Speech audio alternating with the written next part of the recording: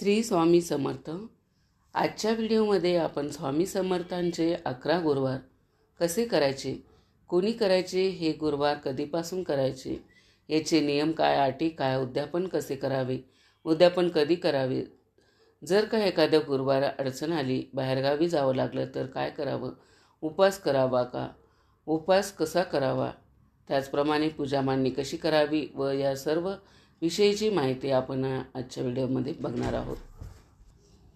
ज्यांना ही गुरुवार 11 करायचे आहेत त्यांनी 11 करू शकता, 21 करू शकता, 51 करू शकता आणि 108 गुरुवार देखील करू शकता.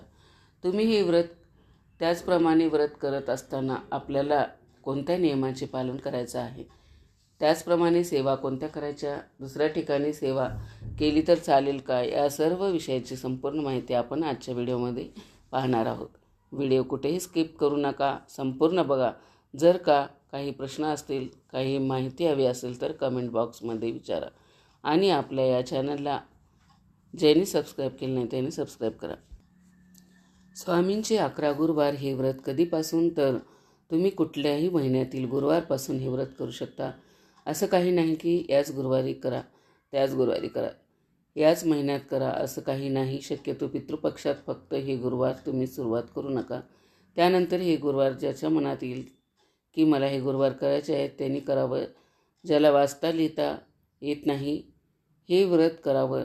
त्याचप्रमाणे जो अडलेला असेल, नडलेला असेल, जो खूप संकटात असेल, अडचणीत असेल, इच्छापूर्ती होत नसेल, त्याने नक्कीच हे व्रत इच्छापूर्तीसाठी करायचं आहे. आता हे व्रत कोणी करावं, तर हे व्रत कोणीही करू शकतं. स्त्री, पुरुष, मुलगा, मुलगी, आजी, आजोबा कोणीही हे व्रत करू शकतं. व्रत कोणत्याही गुरुवारी तुम्ही सुरुवात करू शकता. फक्त ज्या गुरुवारी एकादशी आलेली आहे त्या गुरुवारी अमावस्या असेल त्या गुरुवारपासून, त्या तुम्ही अमावस्येच्या गुरुवारपासून या व्रताला सुरुवात करू नका. त्यामुळे गुरुवारचे व्रत करण्याचे बाकीचे असे काही नियम नाहीत. आता हे व्रत करण्यासाठी आपल्याला प्रत्येक गुरुवारी उपवास करायचा आहे. तुम्ही जर का 11 स्वामींचे गुरुवार करणार असाल तर तुम्हाला गुरुवारी उपवास करायचा आहे. संपूर्ण दिवसभर उपवास करायचा असतो. दिवसभर ज्या काही सेवा असतील, पूजा मांडणी असेल तर त्या तुम्हाला ते करून आपल्याला रात्री नैवेद्य दाखवून उपवास हा सोडायचा असतो. त्याचप्रमाणे तुम्हाला हे व्रत करण्यासाठी स्वामी चरित्र सारामृत हा ग्रंथ तुमच्याकडे पाहिजे. स्वामींचा फोटो किंवा मूर्ती तुमच्यासाठी पाहिजे. जर का स्वामींचा फोटो किंवा मूर्ती नसेल तर अगदी छोटा फोटो जर तुम्ही आणला तरी चालेल, परंतु तुमच्याकडे स्वामी समर्थ महाराज यांचा फोटो हा पाहिजे आहे. आता ज्यांना 9 गुरुवारचे व्रत करायचे असतील त्यांना 9 गुरुवारचे व्रत पोथी ही वेगळी मिळते. तुम्हाला ती वेगळी पोथी आणावी लागणार आहे. तुम्हाला स्वामी चरित्र सारामृत हाच ग्रंथ चालणार नाही. त्यानंतर बघा, हे व्रत करताना तुम्हाला उपवास करायचा आहे. या दिवशी दिवसभर उपवास करून तुम्ही उपवासाचे पदार्थ खाऊ शकता. आता काही प्रेग्नेंट महिला असतील ज्यांना उपवास निभत नसेल, त्यांना ज्यांना गोळ्या औषध असतील, अशांनी उपवास न करता फक्त गुरुवारचे व्रत करू शकता आणि तुम्ही सेवा केली तरी चालेल. ज्यांना उपवास अजिबात निभत नाही त्यांनी उपवास नाही केला तरी चालेल. तुम्ही संकल्प सोडताना संकल्पामध्ये बोलायचं आहे की मी 11 गुरुवारचे व्रत करणार आहे, परंतु उपवास यामध्ये मी करणार नाही, असे तुम्हाला संकल्पामध्ये बोलायचं आहे. आता दुसरं म्हणजे आपण ज्या गुरुवारी हे व्रत करायला सुरुवात करणार आहोत त्याच्या अगोदर आपल्याला स्वामींच्या मंदिरात किंवा मठात जाऊन एक नारळ, खडीसाखर ठेवून यायचं आहे. स्वामींना आपण जे व्रत करत आहोत ते सांगायचं आहे आणि हे व्रत निर्विघ्नपणे तुमच्याकडून पूर्ण करून घ्या अशी विनंती करायची आहे. तुम्ही त्या गुरुवारी जर मंदिरात गेला तरी चालेल किंवा 2-4 दिवस अगोदर ज्या वेळेस तुम्हाला वेळ असेल त्यावेळेस जरी तुम्ही मंदिरात गेला तरी चालेल. आता पहिल्या गुरुवारी तुम्हाला संकल्प सोडायचा असतो. बघा, तुम्हाला संकल्प हा फक्त आपल्या गुरुवारी सोडायचा आहे, पहिल्याच गुरुवारी सोडायचा आहे ज्यावेळेस तुम्ही पूजा मांडणी करणार आहोत. पूजा मांडणी झाल्यानंतर तुम्हाला संकल्प सोडायचा आहे आणि त्यानंतर तुम्हाला सेवा करायला सुरुवात करायची आहे. संकल्प सोडताना तुम्हाला हातात पाणी घ्यायचं आहे, त्यात थोड्याशा फुलाच्या पाकळ्या, हळदी, कुंकू, थोडंसं तांदूळ टाकायचं. खाली तुम्हाला एक तामण किंवा प्लेट घ्यायची आहे आणि तुम्हाला तुमचं सुरुवातीला नाव सांगायचं. संपूर्ण नाव सांगा, गोत्र सांगा. ज्यांना गोत्र माहीत नाही त्यांनी कश्यप गोत्र असं बोलायचं आहे आणि मी 11 गुरुवार चे हे व्रत करत आहे. तुम्ही ज्या कारणासाठी हे व्रत करत असाल ते कारण तुम्हाला सांगायचं आहे, ती इच्छा तुम्हाला सांगायची आहे, ती इच्छा पूर्ण होऊ दे अशी प्रार्थना करायची आहे. आणि माझ्याकडून 11 गुरुवारचे व्रत निर्विघ्न पूर्ण करून घ्या अशी विनंती प्रार्थना स्वामी समर्थ महाराजांना करायची आहे. त्यानंतर हे हातातलं पाणी खाली तामणात किंवा डिशमध्ये सोडायचं आहे. नंतर आपल्याला हे पाणी तुळस सोडून इतर कोणत्याही झाडामध्ये टाकायचं आहे. आणि त्यानंतर आपल्याला सेवा ह्या करायच्या आहेत. आता पूजा मांडणी कशी करायची, त्यानंतर उद्यापन कसं करायचं, कधी करायचं आणि नियम कोणते हे सगळ्यात शेवटी आपण बघणार आहोत.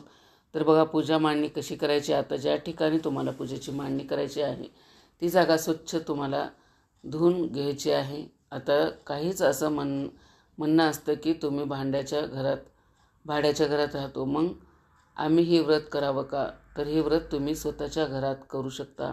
भाड्याच्या रूममध्ये राहत असाल तरी देखील तुम्ही हे व्रत करू शकता. ज्यांच्या घरात अजिबात जागा आहे, कमी जागा आहे, मोठी जागा नाही, छोट्या रूममध्ये राहतात, मग त्यांनी पूजा मांडणी करावी का? तर जागा असेल तर तुम्ही पूजा मांडणी आवर्जून करायची आहे.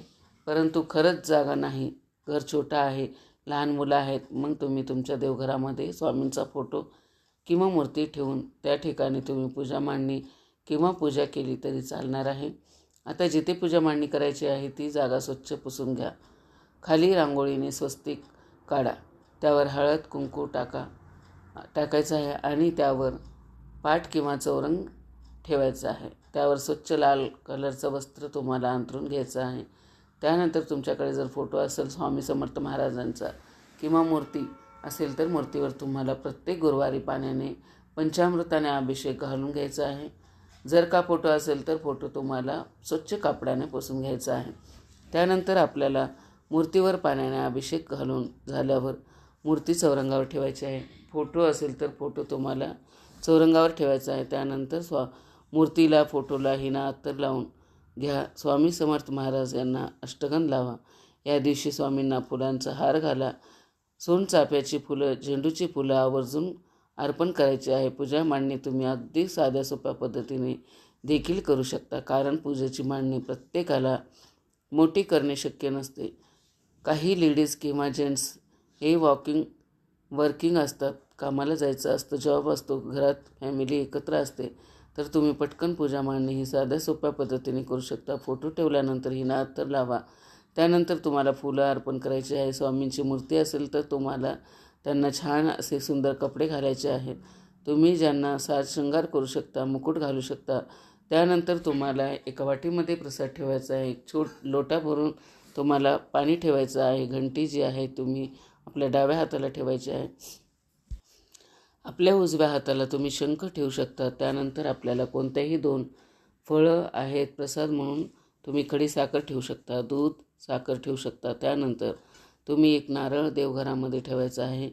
तुम्हाला या पूजेच्या ठिकाणी नारळ ठेवायचा असेल तर तुम्ही एक नारळ घ्या, या पूजेच्या ठिकाणी ठेवू शकता. प्रत्येक गुरुवारी तुम्हाला हाच नारळ पूजेच्या ठिकाणी ठेवायचा आहे आणि शेवटच्या गुरुवारी उद्यापन झाल्यानंतर हा नारळ तुम्हाला स्वामी समर्थ महाराजांच्या केंद्रात किंवा मंदिरात ठेवून द्यायचा आहे. स्वामींचं मंदिर केंद्र नसेल तर दत्त महाराजाच्या मंदिरात जाऊन तुम्ही हा नारळ ठेवला तरी चालेल. यानंतर स्वामी समर्थांचा ग्रंथ स्वामीचरित्र सारामृत हा ग्रंथ किंवा पोथी तुम्हाला एका बाजूला ठेवून घ्यायची आहे. त्यानंतर आपल्याला धूप दीप प्रज्वलित करून घ्यायचा आहे. पूजेची मांडणी करण्याअगोदर तुम्हाला दिवा प्रज्वलित करून घ्यायचा आहे. त्यानंतर पूजेला किंवा मांडणीला सुरुवात करायची आहे. यानंतर आपण जो नैवेद्य ठेवलेला आहे यामध्ये तुळशीपत्र आवर्जून टाकायचं आहे. तुम्ही रात्री स्वयंपाक करून जो नैवेद्य ठेवणार आहात त्या नैवेद्यावर देखील आपल्याला तुळशीपत्र टाकूनच नैवेद्य ठेवायचा आहे. त्यानंतर संपूर्ण पूजेला तुम्ही फुलं हार अर्पण करून घ्या.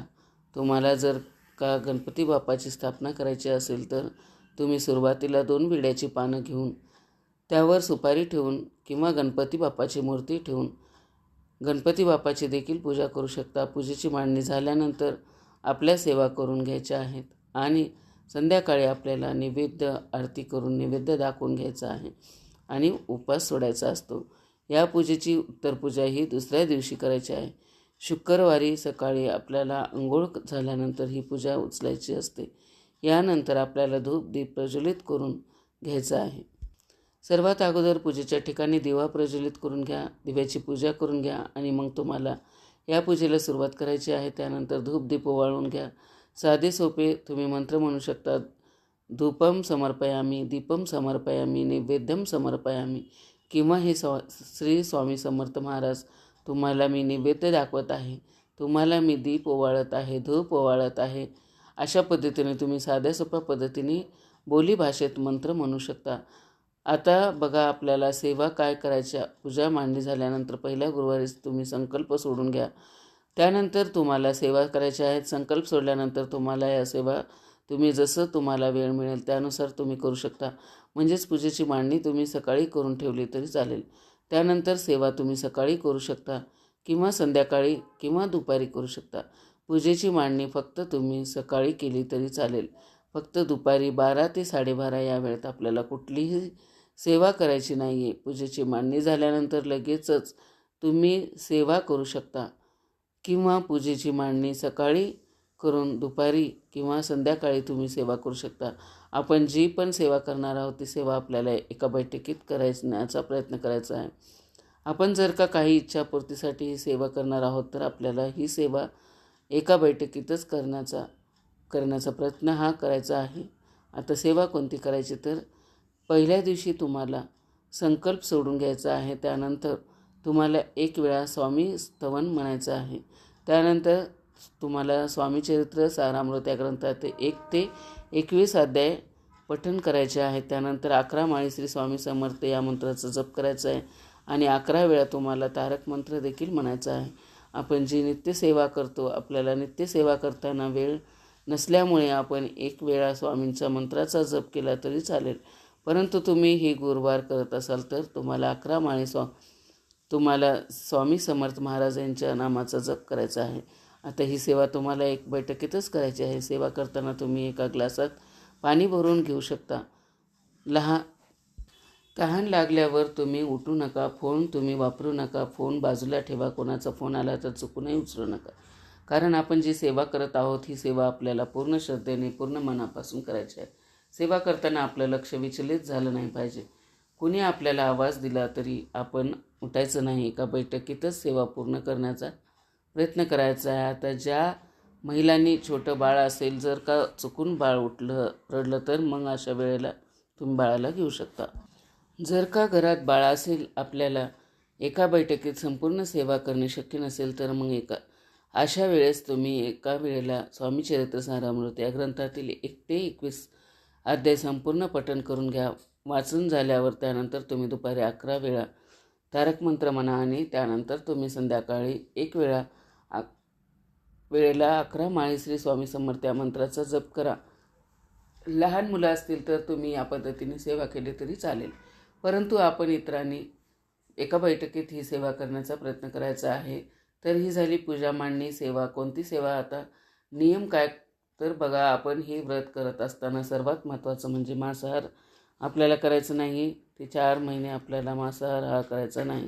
जर का घरात नॉनव्हेज खाणारे असतील तर त्यांना करून द्यावा लागत असेल तर तुम्ही गुरुवार सोडून इतर दिवशी त्यांना नॉनव्हेज करून देऊ शकता. परंतु जे कोणी व्रत करत आहात त्यांनी मांसाहार अजिबात करायचं नाही. आता बघा, ब्रह्मचार्याचे पालन करायचं का तर हे व्रत करत असताना तुम्ही ब्रह्मचार्याचे पालन करण्याची गरज नाही. आपण हे व्रत बघा संतान प्राप्तीसाठी देखील करू शकतो. त्यानंतर परान्न कडकडीत वर्ज्य करायचं आहे. आपल्याला हे व्रत करत असताना बाहेरचं अन्न अजिबात ग्रहण करायचं नाही. कारण बाहेरचं अन्न ग्रहण केल्यामुळे आपल्याला अन्नातून काही दोष लागू शकतात. म्हणून आपल्याला बाहेरचं अन्न ग्रहण करायचं नाही. जर का तुम्हाला शक्य असेल, कुठे बाहेरगावी जावं लागलं, उपवास असेल तर तुम्ही स्वतःचा डब्बा बरोबर घेऊन जाऊ शकता. परंतु बाहेरचं अन्न शक्यतो वर्ज्य करायचं आहे. एखाद्या गुरुवारी बाहेरगावी गेलात तर बघा, तुम्हाला जर का गुरुवार आहे बाहेरगावी जावं लागत असेल तर तुम्ही त्या दिवशी उपवास का करायचा आहे. परंतु उपवास हा करायचा आहे, परंतु गुरुवार त्या 11 गुरुवारमध्ये काउंट करायचं नाही. ज्या गुरुवारी तुमची सेवा होणार नाही त्या गुरुवारी फक्त तुम्हाला उपवास करायचा आहे आणि तो गुरुवार तुम्हाला 11 गुरुवारमध्ये काउंट करायचं नाही. ज्या गुरुवारी तुम्ही बाहेरगावी जाणार आहात, तुम्हाला बाहेरचं कोणाच्या घरचं अन्न खावं लागणार आहे, त्यांच्या घरी तुम्हाला उपवास सोडावा लागणार आहे. त्या दिवशी तुम्ही सेवा करा, उपवास करा, परंतु तो गुरुवार काउंट करू नका. त्यानंतर गुरुवारी मासिक धर्म जर का आला तर त्या गुरुवारी तुम्हाला कुठल्याही प्रकारच्या सेवा करायच्या नाही, परंतु उपवास करायचा आहे आणि तो गुरुवार तुम्हाला 11 गुरुवारमध्ये मोजायचा नाही. आता आपण जे गुरुवार करणार आहोत या गुरुवारचं उद्यापन शेवटच्या गुरुवारी म्हणजे 11व्या गुरुवारी करायचं आहे. त्यानंतर जे बाहेर राहत असतील किंवा खूप गरज पडली तर, खूप अडचण पडली तर, बाहेर खावं लागलं तर अशा वेळेस तुम्ही 3 वेळा गायत्री मंत्र म्हणा. त्यानंतर तुम्ही बाहेरचं अन्न खा. याने तुम्हाला अन्नाचे दोष लागणार नाहीत. त्यानंतर बघा, जर का तुम्ही काहींचा प्रश्न असतो, तुम्ही भाड्याच्या घरात राहता, सेवा करायची का? तर बघा, भाड्याचे घर जरी असेल तरी तुम्ही सेवा करू शकतात, परंतु तुमचे हे 11 गुरुवार चालू असताना तुम्ही जर का माहेरी गेला असेल तर इतर कोणाच्या ठिकाणी गेला तर त्या ठिकाणी तुम्हाला या गुरुवारची सेवा करता येणार नाही. तुम्हाला सेवा करायची असेल तर तुम्ही नित्य सेवा करू शकता, परंतु 11 गुरुवार व्रताचं तुम्हाला सेवा करता येणार नाही आणि तो गुरुवार तुम्हाला काउंट करता येणार नाही. तर या गोष्टी आपल्याला आवर्जून पाळायच्या आहेत. त्यानंतर शेवटच्या गुरुवारी उद्यापन करायचं आहे. उद्यापनाच्या दिवशी आपल्याला रोजची जी पूजा पाठ असेल, सेवा असेल ती करून घ्यायची आहे. त्यानंतर तुम्ही ही 11 गुरुवार मुलांना जेवायला बोलू शकता, 9 मुलांना जेवायला बोलू शकता. ज्यांना अगदी मुलं मिळणार नाही त्यांनी 2 मुलं जेवायला बोलवली तरी चालतील, 5 मुलांना बोलवलं तरी चालेल. तुम्हाला जर का तुमच्या फॅमिलीला जेवायला बोलवायचं असेल तर तुम्ही त्यांना बोलू शकतात. तुम्हाला जोडपं जेवायला घालायचं असेल तर तुम्ही एखाद्या जोडप्याला जेवायला बोलू शकता. अगदी तुम्ही साध्या सोप्या पद्धतीने स्वयंपाक करायचा आहे. तुम्ही पुरणपोळीचा स्वयंपाक करू शकता. तुम्हाला वरण भात, भाजी, चपाती, पुरी, एखाद्या गोडाचा पदार्थ करायचा असेल तुम्ही ते पण करू शकता. इच्छेने स्वयंपाक करू शकता. आपल्याला कुठल्याही प्रकारचा तामसिक आहार करायचा नाही, सात्विक आहार करायचा आहे. तुम्ही या दिवशी उद्यापन करताना तुमच्या इच्छेने उद्यापन करू शकता. आता जर का तुम्हाला उद्यापन मोठं करायचं नसेल, घरातल्या घरात करायचं असेल तर त्या पद्धतीने देखील तुम्ही उद्यापन करू शकता. तुम्ही एखाद्या मंदिरात जाऊन किंवा स्वामींच्या मंदिरात, मठात जाऊन तुम्ही त्या ठिकाणी अन्नदान करू शकता. तुम्ही त्या ठिकाणी दानपेटीत दक्षिणा टाकू शकता किंवा तुम्ही घरी देखील अन्नदान करू शकता. तुमच्या यथाशक्ती तुम्हाला शक्य होईल तसं तुम्ही अन्नदान करा, दक्षिणा द्या. तुम्ही त्याचप्रमाणे तुम्हाला जर का वाटलं तुम्हाला गुरुजींना, ब्राह्मणांना शिदा द्यायचा आहे तर तुम्ही त्यांच्या नावाने शिदा बाजूला काढू शकतात. तर या पद्धतीने तुम्ही उद्यापन ही करू शकता. तर बघा, प्रत्येक गुरुवारी तुम्हाला पूजा मांडणी करायची आहे, सेवा करायची आहे. त्याचप्रमाणे तुम्हाला संध्याकाळी स्वयंपाक करून तुम्ही जो स्वयंपाक बनणार आहात त्याचा नैवेद्य दाखवायचा आहे, आरती करायची आहे. तर या पद्धतीने तुम्हाला 11 गुरुवारचे व्रत करायचे आहेत. तुम्ही हे व्रत अगदी मनापासून श्रद्धेने करा. या व्रताने 100% इच्छापूर्ती होत असते. काहींना याची प्रचिती लवकर येते तर काहींना उशिरा येते, परंतु आपल्या कर्मानुसार स्वामी आपल्याला हे फळ देत असतात. जे अडलेले असतील, नडलेले असतील त्यांनी आवर्जून हे व्रत करावं. इतरांना देखील या व्रताची माहिती सांगावी. इतरांना देखील स्वामीसेवा, नित्यसेवा म्हणजे काय या गोष्टी सांगाव्या. त्याचप्रमाणे उद्यापनाच्या दिवशी जर का अमावस्या येत असेल किंवा एकादशी येत असेल तर त्या दिवशी तुम्ही उद्यापन नाही केलं तरी चालेल. त्याच्या येणाऱ्या पुढच्या गुरुवारी तुम्ही उद्यापन हे करू शकतात. आता जर का या व्यतिरिक्त तुम्हाला आणखीन काही प्रश्न असतील तर कमेंट बॉक्समध्ये नक्की विचारू शकता. तर महिलांनी गुरुवारी केस धुवायचे नसतात, तर आपले 11 गुरुवारचे जरी व्रत असेल तरी देखील आपण केस धुवू नये. आपण केस बुधवारी धुतले तरी चालेल, परंतु गुरुवारी केस धुवू नये. त्याचप्रमाणे गुरुवारचे हे व्रत करत असताना आपली रोजची जी नित्यसेवा आहे ती नित्यसेवा देखील केली तरी चालेल. गुरुवारच्या दिवशी सकाळी लवकर उठायचं आहे, दरवाजा स्वच्छ करायचा आहे, उंबरठा पुसून घ्यायचा आहे. आपल्याला उंबरठा स्वच्छ पुसून त्यावर हळदीचं लेपन करायचं आहे. तुम्ही दररोज करत नसाल तरी देखील स्वामींचे 11 गुरुवारचं व्रत करत असताना प्रत्येक गुरुवारी उंबरठ्यावर हळदीचं लेपन आवर्जून करा. सुंदर अशी दाराच्या बाहेर छोटीशी का होईना रांगोळी काढा, त्यावर थोडंसं हळदी कुंकू टाका, तुळशी मातेची पूजा करा. बघा, या गोष्टी आवर्जून गुरुवारी तुम्हाला करायच्या आहेत. तर तुम्हाला कसा वाटला व्हिडिओ कमेंट करून नक्की सांगा. चॅनलवरती जर नवीन असेल तर चॅनलला सबस्क्राईब करा. श्री स्वामी समर्थ.